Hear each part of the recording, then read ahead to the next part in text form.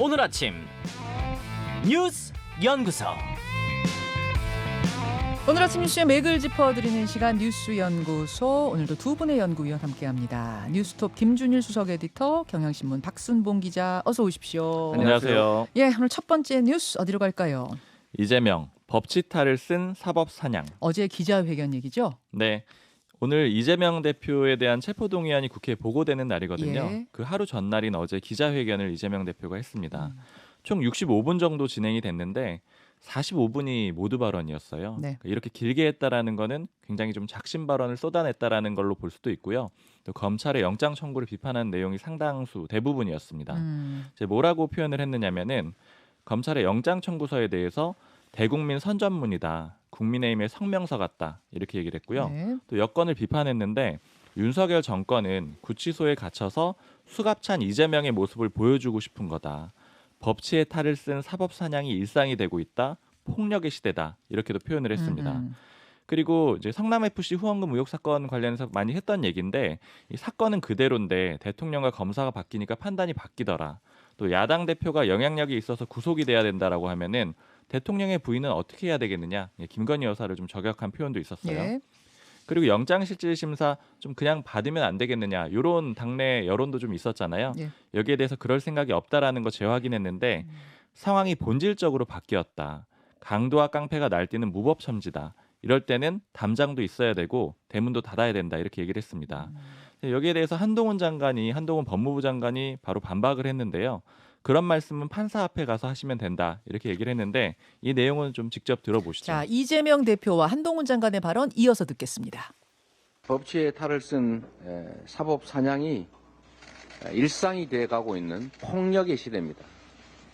정치는 사라지고 지배만 난무하는 그런 야만의 시대가 다시 도래하고 말았습니다. 강도와 깡패들이 날뛰는 이 무법천지가 되면 당연히 담장이 있어야 되고 대문도 닫아야죠.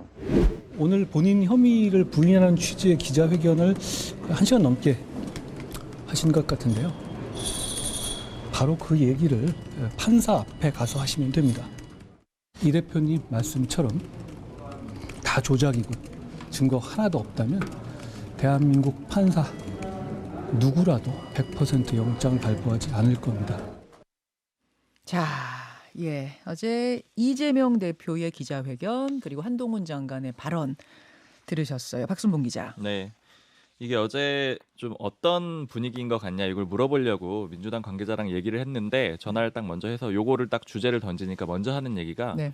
자신감이 좀 보이지 않아요? 이렇게 얘기를 하더라고요. 이제 그게 무슨 말인가 들어봤더니 흐름이 있어요. 21일 이번 주 화요일이었거든요. 네. 그때는 의총을 해가지고 물론 당론은 아니라고 했지만 부결적으로 의견을 모았었죠. 예. 그리고 그제는 최고위원회에서 이재명 대표가 모두 발언하면서 깡패 발언 좀 이제 강한 표현이 나왔고 이게 깡패지 대통령이냐 그 그렇죠. 발언. 예. 그리고 어제 기자회견을 했잖아요. 그러니까 이런 과정들이 의총을 통해서 일단 의원들의 단일 대우가 형성이 됐고 그래서 그 다음 단계로 넘어가는 그런 모습이라는 거예요. 그러니까 그 다음 단계는 이제 국민들을 상대로 일종의 여론전을 펼치는 그런 과정이라는 거죠. 의원총회 통해서 이제 의원들 내부 단속하고 결속하고 그리고 네. 이제 대국민 여론전으로 가는 그런 흐름 아니겠느냐. 맞습니다.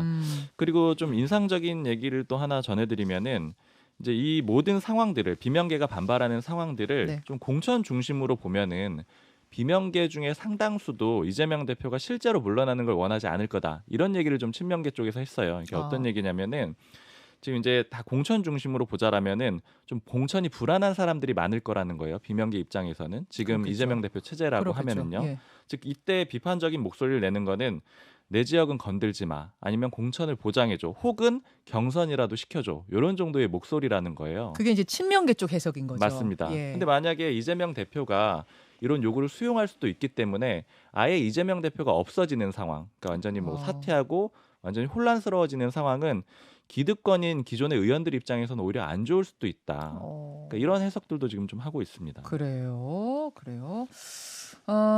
자, 김준일 에디터. 예. 지금 뭐 이제 정말로 오늘 국회 보고되고 월요일에 표결하고 임박해졌네요, 그날이. 그러니까 뭐 지금 상황을 봤을 때 부결이 매우 유력하다. 가결될 가능성은 높지 않은 것 같아요. 그래서 이제 그 이유가 이제 어떻게 이제 되느냐가 좀 관건인 것 같습니다. 그렇죠. 일단 부결이 이제 어느 정도 표를 얻어서 부결이 될 것이냐, 요게 좀 또 관건이 될 수가 있어요. 예를 들면은 노웅래 의원 지난해 12월에 네. 체포동의안 표결 때는 271명이 출석해서 161명이 이제 부결표를 던졌거든요.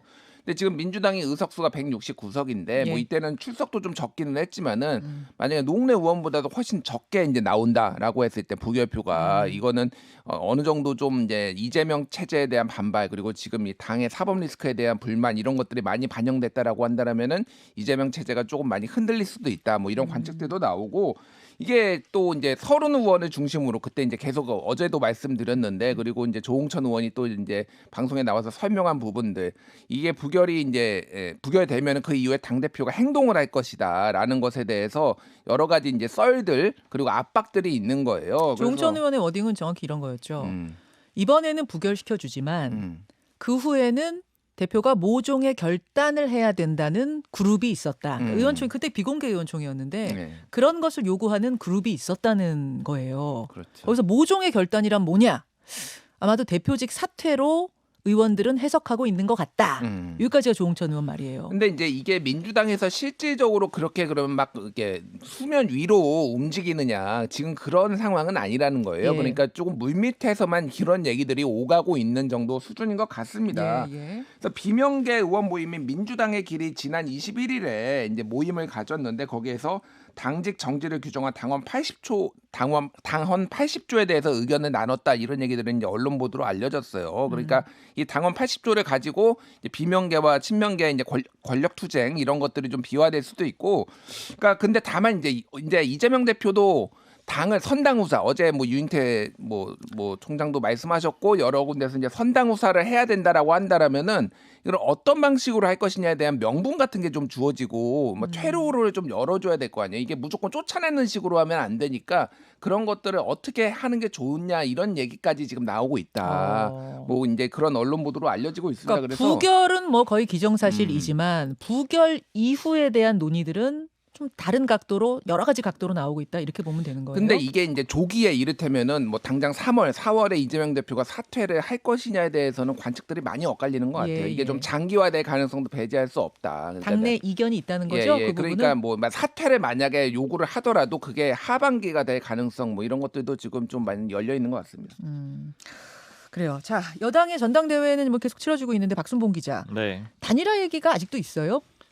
오히려 좀 단일화나 이제 연대 이런 것들은 끊어지는 그런 그림이 좀 있습니다. 사실 지난 화요일에 나와가지고 연애 프로그램 같다 이렇게 얘기를 하면서 네.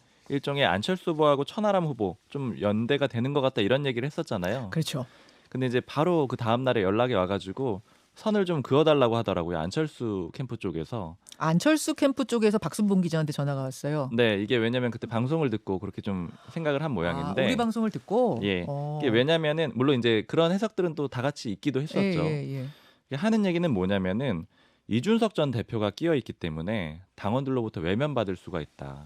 당원들 사이에서는 이준석 알러지가 있는데 혹시라도 우리 후보님이 그렇게 할까봐, 똑같이 할까봐 우려하는 사람들이 있는데 그러다 보니까 천하람 후보랑 같이 가는 그런 그림이 되면은 오히려 기존에 지지하던 당원들이 좀 떠날 수 있을 것 같다, 이렇게 얘기를 하고요. 단일화나 연대 가능성은 이제 안철수 캠프에서도 부정했고, 이준석 전 대표도 어디 라디오 나와서 이야기하는 거 보니까 그건 이제 아니라는 식으로 천하람 그렇죠. 캠프에서도 긋던데요. 사실은 본질적으로 안철수 후보하고 이준석 전 대표는 뭐 감정적으로나 아니면 여러 가지 섞일 수가 없는 그런 상황이잖아요. 예. 그리고 또 한 가지 황교안 캠프 쪽에도 단일화 가능성이 있는지 제가 한번 물어봤었는데 질문을 그럴 가능성 없겠죠? 이렇게 물어봤는데 저희는 환영하고 있습니다. 이렇게 얘기를 하더라고요. 잠깐만요. 그러니까 황교안, 김기현 단일화. 네, 그래서 뭐라고 얘기를 하냐면은 처음부터 이렇게 황교안 후보를 대표님이라고 표현하는데 대표님이 총선 출마하실 때부터 통합을 얘기를 했고 항상 문호를 열어놓고 있기 때문에 김기현 후보가 단일화를 한다면은 아주 중요한 역할을 맡기려고 한다, 이렇게 얘기를 하는 거예요. 아니 잠깐만요. 그럼 그 얘기는 단일화를 하되 황으로의 단일화. 그렇죠. 그거예요? 그래서 제가 그 반대쪽 가능성은 없나요? 했더니 그건 없다고 봐야 된다, 이렇게 얘기를 했습니다. 그럼 없는 거네요. 뭐 양쪽 그래서 다. 제가 이제 전체적으로는 없는 것 단일화 같다. 가능성 네. 없다. 알겠습니다. 전당대회 이야기도 그렇고 또 뭐 이재명 대표와 관련된 이야기도 그렇고 오늘 말말말 준비되어 있습니다. 정미경, 전재수 두 분 기다리니까요. 거기서 두 분과 함께 풀어보도록 하고 두 번째 뉴스 갑니다. 1년 반 만에 멈춘 금리 인상. 예, 어제 기준금리를 일단 동결했죠. 네. 2021년 8월부터 금리가 오르기 시작했거든요. 최저점이 0.5%였는데 예. 3%포인트를 올렸습니다. 지난달까지 쭉 올렸어요. 예. 그리고 어제 동결을 시킨 겁니다. 지금 다만 이제 흐름이 마침표가 아니라 쉼표다 이런 표현들을 쓰고 있거든요. 방향 자체가 바뀐 건 아닙니다. 하락으로 내리는 걸로 바뀐 건 아니고 잠깐 중단을 시켰다라고 보시면 되고요. 크게 동결시킨 배경 두 가지를 볼 수가 있는데 첫 번째는 하느니 보기에는 물가가 좀 잡힐 것 같다라는 거예요. 0.1%포인트 전망치를 좀 낮추기도 했고요. 또 경기 침체 우려가 무엇보다 크잖아요. 네. 이제 고금리가 되다 보니까 서민들 대출이자 부담도 커졌고 부동산 시장도 침체됐고 무엇보다 지갑도 다쳤고요. 이런 것들을 고려한 걸로 보입니다. 물가도 물가지만 지금 경기 침체가 너무 심각하다. 그러니 일단은 동결. 하지만 계속 동결일지 이거는 모르겠다. 쉼표다. 그렇죠. 네. 그래요. 김준일 기자. 네.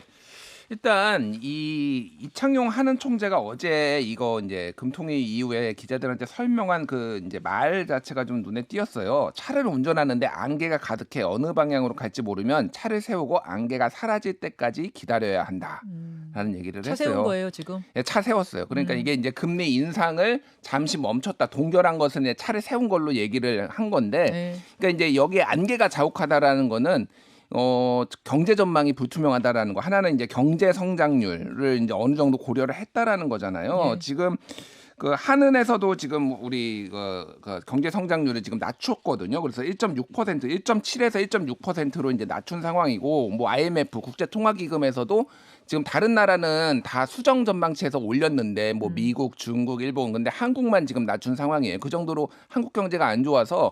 원래는 한은은 물가만 생각하는 조직이 맞지만은 이게 이제 어느 정도는 거시경제를 생각을 안 할 수가 없는 상황. 물론이죠. 예, 그거가 이제 좀 고려가 됐다라는 거고, 또 하나는 물가가 지금 11월 전망치가 3.6이었는데 이거보다 0.1% 포인트 낮췄어요. 지금 예, 한은이 물가 전망을. 전망률. 그러니까 뭐 완전히 지금 이 물가 상승 기조가 꺾이지는 않겠지만은 그래도 조금 고려를 할 만하다라는 건데, 가장 중요한 거는 지금 미국이 지금 기준금리를 계속 올릴 거라는 겁니다. 그러니까 미국은 돈을 너무 많이 풀었어요. 네. 그리고 지금 미국이 우리하고 다른 게 한 가지가 있습니다. 뭡니까? 미국은 지금 고용 시장이 거의 완전 고용 시장이에요. 취직이 잘 된다는 거죠. 예. 그러니까 취업률 자체가, 그러니까 실업률 자체가 뭐 사상 최저치를 기록할 정도로 사실은 이게 이제 불황이냐라는 그런 얘기가 나올 정도로, 그런데 이게 이제 그 소비를 촉진하면은 물가가 더 상승할 우려가 있기 때문에 미국은 계속 올린다라는 거예요, 앞으로. 물가 잡기 위해서. 예. 그래서 2월 달에 그 FOMC 연방공개시장위원회 정례 회의 의사록을 이제 공개를 그저께 했는데, 예. 거기에서는 그 참여한 사람들이 대부분이 기준금리를 더 인상해야 된다라고 미국에서 얘기를 했다라는 거예요. 예. 그러니까 한은에서도 이사회 그 얘기를 한 거 보면은 올리는 게, 그러니까 한 명은 지금 3.5로 동결하는 게 맞다. 나머지는 앞으로도 0.25%는 올려야 된다, 이런 얘기를 했다라는 거예요. 그렇다고 본다라면은 이게 미 연준에서 올리면은 우리도 이번에는 한번 쉬어가지만 다음엔 또 올릴 것이다라는 게 수밖에 없죠. 거의 유력하다. 금리 역전되면 안 되니까. 예, 이미 역전은 이미 1.25%포인트 차가 있는데, 이게 더 벌어졌을 때 사실은 이제 좀 불확실성이 커지는 그렇죠. 거, 뭐 이런 것들을 고려를 했을 때는 이번은 쉬지만은 다음에는 올라갈 게 굉장히 유력하다, 이렇게 봐야 될 것 같습니다. 자, 금리 일단 동결 그러나 쉼표. 세 번째 이슈 갑니다. 경찰의 수사 종결권 사실상 폐지. 이건 무슨 얘기죠? 지금 문재인 정부에서 검경 수사권 조정을 했잖아요. 예. 그러니까 핵심은 수사는 경찰이 하고 기소는 검찰이 해라. 그리고 특히 수사 종결권을 경찰한테 줬는데 경찰이 수사를 해봤는데 제가 없는 것 같아. 그러면 그대로 끝낼 수 있는 그런 권한인 거죠. 그렇죠. 근데 이거를 법무부가 바꾸려고 하고 있습니다. 그러니까 지금 뭐 국회 통해서 법을 바꾸는 건 아니고 정부 입법으로 좀 우회하려고 하는데, 핵심적인 내용은 예를 들어 경찰이 불송치했어요. 그러니까 죄가 없다라고 판단을 했어요. 수사 근데 마무리했어요. 네, 그랬는데 검찰이 이거 송치하라 이렇게 요구할 수 있도록 바꿀 거고요.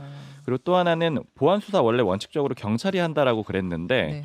이거를 검사가 직접 할 수 있도록 그렇게 바꾸는 내용들이 핵심입니다. 그러니까 법무부 수사 준칙을 바꾸는 방식으로 입법 통하지 않고도 이렇게까지 할 수 있다는 거죠. 그렇죠. 이렇게까지는. 네. 그러자 경찰청 입장은 뭡니까? 공식적으로는 당연히 반발을 하고 있는데요. 제가 이제 좀 일선 목소리도 좀 궁금해서 일선 경찰이랑 어제 얘기를 해봤더니 이런 얘기를 하더라고요. 사실 기존에 법적으로는 수사종결권이 있었는데 실제로는 없는 것 같았다. 그래서 차라리 가져갔으면 좋겠다. 이렇게 얘기하는 경찰들도 적지 않다라는 거예요. 그게 무슨 말이에요? 이게 왜 그러냐면 지금 윤석열 정부다 보니까 예. 기조가 다르잖아요. 그러니까 검찰 출신의 그 대통령도 있고 뭐 예. 여러 가지 검찰들이 힘이 강한 분위기라서 예를 들어 검찰이 보안 지시를 하면은 굉장히 좀 강하게 따를 수밖에 없어가지고 실제로는 권한이 없는데 책임만 많이 져야 되는 것 같은 그런 상황이라는 거예요. 사실상 현장에서는 이미 보안 지시가 너무 많이 내려와서 수사종결권 없는 거나 마찬가지로 우리 느끼고 있었다 그 말이에요. 네, 그래서 거의 찬반 의견이 반반 정도 될 것 같다 이렇게도 얘기를 하고 예. 그러면서 수사본부장 얘기도 하더라고요. 지금 검사 출신이 온다라는 얘기가 있는데 왔으면 오히려 좋겠다 이런 얘기들도 많이 한다는 거예요. 수사본부장은 뭐예요? 지금 이제 검찰 출신이 거론이 되고 있는데 국가수사본부장이 있거든요. 아. 근데 이게 왜 그러냐면은 검찰 출신이 오면은 외풍에 안 시달리고 수사 그냥 제대로 할 수 있는 거 아니냐. 그러니까 경찰 출신이 하는 것보다 낫지 않겠느냐 이런 의견들까지 나오고 있어서 그러니까 결국 정부와 좀 이 궤를 맞춰야 되는 그런 문제 때문에 이런 분위기도 좀 있는 것 같습니다. 그래요. 김준일 에디터.